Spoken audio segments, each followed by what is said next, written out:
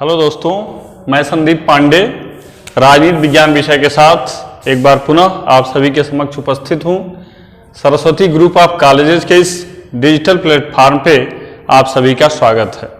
मित्रों, आज हम लोग जो चैप्टर पिछले कक्षा में पढ़े थे, राज्य की उत्पत्ति का सिद्धांत एवं प्रकृति, इस सिद्धांत के अनुसार राज्य की उत्पत्ति के 4 सिद्धांतों की बात की गई थी, जिसमें आपको दैवी उत्पत्ति का सिद्धांत एवं शक्ति सिद्धांत,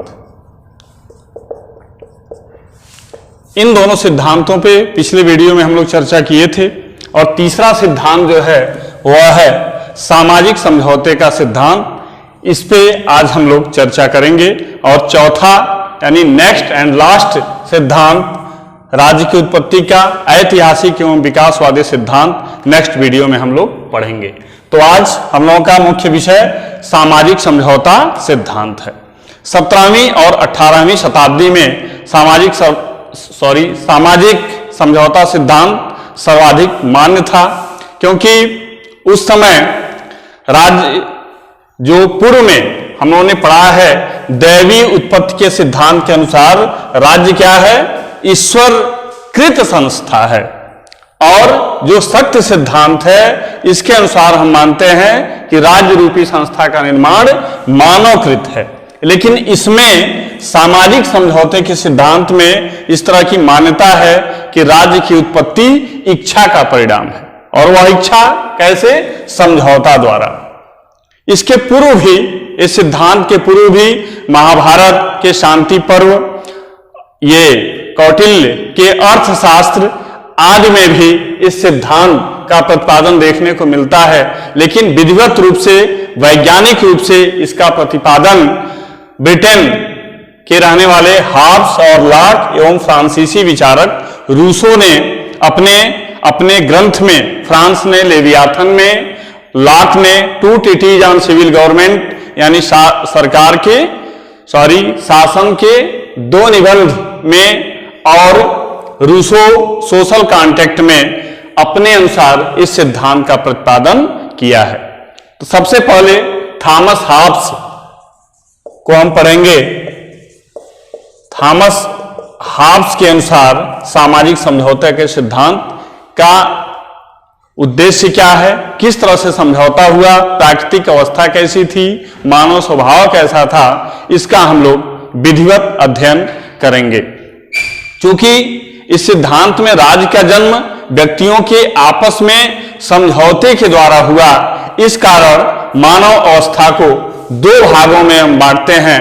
पहला प्राकृतिक अवस्था और दूसरा मानव जीवन के प्राकृतिक अवस्था के बाद का जो काल है, यानी नागरिक प्राकृतिक अवस्था पहला और दूसरा नागरिक जीवन के बाद का काल। थॉमस हॉब्स चूंकि तत्कालीन परिस्थितियों का इनके ऊपर बहुत ही असर था, ये उस समय के राजतंत्रात्मक राज परिवार से अच्छे संबंध थे, अतः इनके विचारों में एक निरंकुश राजतंत्रात्मक शासन की बू आती है। और इन्होंने उस समय थॉमस हॉब्स की जो रचना थी, थॉमस हॉब्स ने 1651 में लेवियाथन की रचना की, और उसी लेवियाथन में सामाजिक समझौते सिद्धांत का प्रतिपादन इन्होंने किया है। उसमें उन्होंने व्याख्या उसका किया है। तत्कालीन परिस्थितियों में ब्रिटेन में गृह युद्ध चल रहा था, और उसका प्रभाव इनके विचारों में भी देखने को मिलता है। उस गृह युद्ध के कारण थॉमस हॉब्स ने मानव स्वभाव, थॉमस हॉब्स के अनुसार जो मानव स्वभाव था, सबसे पहले मानव स्वभाव की हम चर्चा करते हैं इनके, तो इन्होंने मानव स्वभाव का घृणित पक्ष ही दिखा। और इनके अनुसार मानव कैसा था? अहंकारी था, स्वार्थी था, और उस अहंकार और स्वार्थ यानी संपत्ति ही इस समझौते का कारण बना। और प्राकृतिक अवस्था, थॉमस हॉब्स का जो मानव स्वभाव था वह कैसा था? चूंकि गृह युद्ध की स्थिति थी, तो मानव अहंकारी था, स्वार्थी था, उसके अंदर किसी प्रकार की दयालुता नहीं थी, वह डरपोक था। प्राकृतिक दशा, इन्होंने प्राकृतिक दशा का जो वर्णन किया है हॉब्स के अनुसार, जो प्राकृतिक दशा था वह किस प्रकार का था, उसमें एक पक्ष शरीर से कोई मजबूत था तो कोई बौद्धिक था, आपस में एक क्लेश था, सबसे शत्रुता थी, एक भय का वातावरण बना हुआ था। और इस भय रूपी वातावरण से मुक्ति के लिए इन्होंने क्या किया, समझौता किया। इसी माहौल का तिरस्कार करके समझौते का रूप इन्होंने धारण किया। और समझौते का कारण क्या था, हाब्स के अनुसार जो समझौते का कारण था वह यही प्राकृतिक दशा, कि वह पाशविक अवस्था था, वो जंगली की तरह जीवन व्यतीत करते थे, जीवन उनका क्षणभंगुर था। उस स्थिति से बचने के लिए समझौता इन्होंने किया। इसके बाद थॉमस हाब्स के बाद जो दूसरे विचारक आते हैं वे जॉन लॉक की बात आती है। हाब्स के बाद जॉन लॉक के विचारों से हम परिचित होंगे। जॉन लॉक भी ब्रिटिश विचारक थे, लेकिन अंतर इतना था कि ये उस समय जो 1688 में गौरवपूर्ण क्रांति हुई थी, गौरवपूर्ण क्रांति का तात्पर्य क्या है कि जब ब्रिटेन में राजतंत्र से परिवर्तित होकर लोकतंत्र की व्यवस्था को मूर्त रूप मिला, तो इस क्रांति में किसी प्रकार की कोई हिंसात्मक घटना नहीं हुई, इसी कारण इसे गौरवपूर्ण क्रांति कहा जाता है। तो इस गौरवपूर्ण क्रांति को सही ठहराने के लिए लॉक ने अपनी जो रचना थी two treatises on civil government, शासन पर दो निबंध, शासन पर दो निबंध की रचना लॉक ने 1688 में गौरवपूर्ण क्रांति होता है, और टू ट्रीटीज 1651 में लिव्याथन की रचना हाब्स ने किया। और ये लॉक जो है इन्होंने 1690 में 1690 में शासन पर दो निबंध नामक रचना किया, और उसमें इन्होंने जो मानव स्वभाव का चित्रण किया है, लॉक के अनुसार मानव स्वभाव कैसा था कि यह दयालु थे, परोपकारी थे, एक दूसरे से प्रेम था और आराम से जीवन व्यतीत करते थे, जंगली जानवरों को मारकर खाते थे, यानी किसी प्रकार की कोई दिक्कत इनको नहीं था। प्रत्येक व्यक्ति इच्छानुसार घूमता था, जंगलों में विचरण करता था, और इनके मानव स्वभाव, प्राकृतिक दशा, फिर समझौते का जो कारण था कि उनका कि सामाजिक और राजनीतिक अवस्था में इस व्यवस्था का परिवर्तन, जो पूर्व में मानव स्वभाव के बाद इनका जो प्राकृतिक अवस्था था, यह प्राकृतिक अवस्था क्या था कि किसी प्रकार का कोई दिक्कत इन्हें नहीं था, आराम से जीवन व्यतीत करते थे, जंगलों में अपनी इच्छा अनुसार घूमते थे, जानवरों के मारकर खाते थे।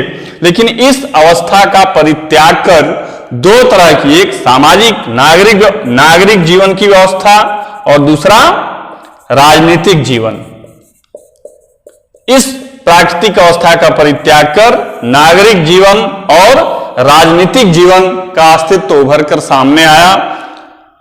इसके बाद अंत में थॉमस हाब्स और जॉन लॉक के विचारों के बाद तीसरे विचारक जो फ्रांसीसी विचारक हैं जीन जैक्स रूसो, उसका अध्ययन हम करेंगे कि रूसो के अनुसार सामाजिक समझौता सिद्धांत कैसा था। रूसो फ्रांसीसी विचारक थे और रूसो के अनुसार उस समय फ्रांस में उनके विचारों, उन्होंने उनका प्रसिद्ध रचना सोशल कॉन्ट्रैक्ट,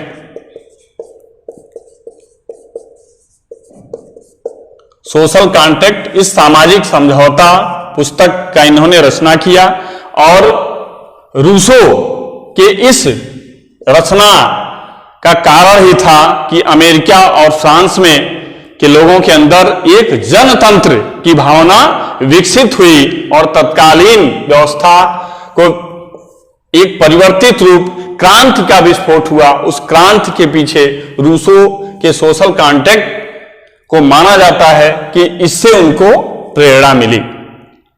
प्राकृतिक मानव स्वभाव, इनके अनुसार, रूसो के अनुसार जो मानव स्वभाव था, रूसो का कथन है कि अक्सर यह प्रश्न आता है कि मनुष्य स्वतंत्र पैदा हुआ और वह मनुष्य स्वतंत्र पैदा होता है परंतु सर्वत्र जंजीरों में जकड़ा हुआ है, यह रूसो का कथन है। और जो प्राकृतिक अवस्था थी रूसो की, उसमें उन्होंने आदर्श बर्बर शब्द का प्रयोग किया है। आदर्श बर्बर, इस आदर्श बर्बर का अर्थ होता है अपने आप में संतुष्ट व्यक्ति, जिसे किसी प्रकार के साथी की और या किसी के सुख दुख से कोई मतलब न हो, अपने आप में ही जो संतुष्ट रहता है उसे आदर्श बर्बर कहते हैं। इस प्राकृतिक अवस्था की बात रूसो तीसरे रूप में जो समझौते का कारण इन्होंने बताया है, समझौते का कारण रूसो के अनुसार उन्होंने कहा कि आपस में ये अच्छे से जीवन व्यतीत कर रहे थे, लेकिन वह व्यक्ति समाज का पहला जन्मदाता हुआ जिसने जमीन के एक भूभाग को बेड़ेनुमा घेरकर कहा यह मेरा है, और उसके विचार से कुछ लोग संतुष्ट दिखाई देने लगे और यहीं से मेरे और तेरे की भावना शुरू हो गई। और उस इस संपत्ति को बचाने के लिए, इसे बरकरार रखने के लिए एक राजनीतिक समाज के निर्माण की आवश्यकता महसूस की गई। तो ये समझौते का कारण था। क्या? संपत्ति। इस संपत्ति कि एक व्यक्ति, पहला व्यक्ति उन्होंने कहा कि उस समाज का जन्मदाता हुआ होगा जिसने एक जमीन के भाग को घेर कर कहा होगा यह मेरा है, और वहीं से मेरे और तेरे की भावना शुरू हुई होगी। और इस अराजकता की स्थिति से बचने के लिए राजनीतिक समाज के निर्माण की बात रूसो करते हैं। फिर राज्य का जो नवीन स्वरूप उभर कर सामने आता है, रूसो के अनुसार राज्य का नवीन स्वरूप वह कैसा है? जनतंत्रवादी। जनतंत्रवादी यानी लोकतंत्रात्मक शासन के समर्थक हैं, और जनतंत्रवादी होने का मतलब जनता की इच्छा के अनुसार शासन। तो जनता की इच्छा से शासक की नियुक्ति होती है, और रूसो ने यह भी कहा है कि यदि यह शासक जनता की इच्छाओं पर 100% खरे नहीं उतरता है तो उसको उसके पद से हटाने का भी अधिकार जनता को दिया जाता है। इसके बाद हम थॉमस हॉब्स, जॉन लॉक और रूसो के सामाजिक समझौते सिद्धांत का अध्ययन करने के बाद कुछ आलोचक इस समझौते सिद्धांत की आलोचना करते हैं। इस आलोचना में ह्यूम जैसे विचारक इसका विरोध करते हैं। मध्ययुगीन राजनीतिक चिंतन में थॉमस एक्विनास इस सिद्धांत का विरोध करते हैं। सर हेनरी मैन ने इसे व्यर्थ की वस्तु कहा है, तो टी.एच. ग्रीन, थॉमस हिल ग्रीन ने इसे कपूल कल्पित विचार कहा है। और इसकी जो आलोचना है, दो आधारों पे आलोचक इसकी आलोचना करते हैं। पहला ऐतिहासिक आधार पर और दूसरा दार्शनिक आधार पर। पहले हम इसके ऐतिहासिक आधार की बात करते हैं कि ऐतिहासिक आधार पे इस सिद्धांत का जो आलोचना किया गया है उसमें सबसे पहले ये कहते हैं कि समझौता अनैतिहासिक है। समझौता अनैतिहासिक होने का तात्पर्य कि आलोचक ये कहते हैं कि इतिहास में कहीं पर इस तरह का कोई उल्लेख नहीं मिलता है कि व्यक्ति अराजनीतिक अवस्था में या असंगठित अवस्था में यदि रहता है तो तत्काल उसके दिमाग में इस तरह की बात कैसे आ जाती है कि हमें समझौता करना है और राज्य रूपी संस्था का निर्माण करना है। इस तरह की बात इतिहास में कहीं देखने को नहीं मिलता है। अतः इस आधार पे इस व्यवस्था को नकार दिया जाता है। दूसरी बात ये कहते हैं यह समझौता में प्राकृतिक अवस्था की धारणा गलत है। प्राकृतिक अवस्था की जो बात इन तीनों विचारकों ने, हाब्स, लॉक, रूसो ने कहा है कि ये आलोचक कहते हैं कि कहीं इस तरह से उल्लेख इसका भी नहीं मिलता है कि मानव क्या है कि एकदम संघर्षशील अवस्था में था, उसको किसी बात की कोई ज्ञान नहीं थी, फिर इस तरह से सामाजिक और राजनीतिक परिवर्तन और सामाजिक और राजनीतिक अवस्था की बात वह कैसे कर लेता था कि जबकि वह एक असंगठित अवस्था में था। नेक्स्ट, विचारक कहते हैं कि राज्य विकास का परिणाम है, निर्माण का नहीं। राज्य क्या है? विकास का परिणाम है, निर्माण का नहीं। ये आलोचक कहते हैं कि राज्य का विकास हुआ है। विकास किस रूप में? परिवार के रूप में, फिर कुलों के रूप में, जनपदों के रूप में और उसके बाद राज्य के रूप में। इस तरह से राज्य का निरंतर विकास हुआ है, न कि निर्माण हुआ है। अतः इस आधार पर भी इस व्यवस्था को नकार दिया जाता है। ये क्या है? ऐतिहासिक आधार पर ये आलोचना है कि, और इसके बाद जो दूसरा आधार है वह है दार्शनिक आधार। दार्शनिक आधार पे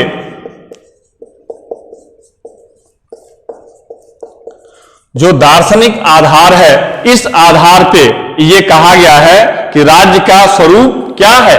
अनिवार्य है। राज्य का स्वरूप अनिवार्य है, यानी राज्य रूपी संगठन का सदस्यता अनिवार्य है, न कि इच्छा का परिणाम है।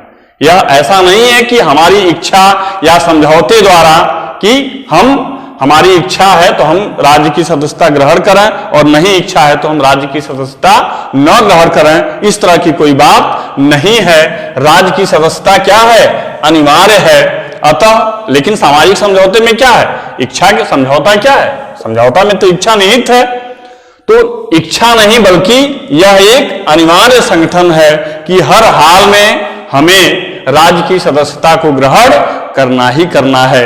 अंत में हम इसके महत्व की बात करते हैं तो इस निष्कर्ष पे पहुंचते हैं कि भले ही थॉमस हॉब्स, जॉन लॉक और जीन जैक्स रूसो द्वारा प्रतिपादित सामाजिक समझौते सिद्धांत की आलोचना की गई है, लेकिन इसके महत्व में इतना अवश्य कहा जा सकता है कि कहीं न कहीं आम नागरिकों की सहमति से ही राज्य रूपी संस्था का निर्माण हुआ है।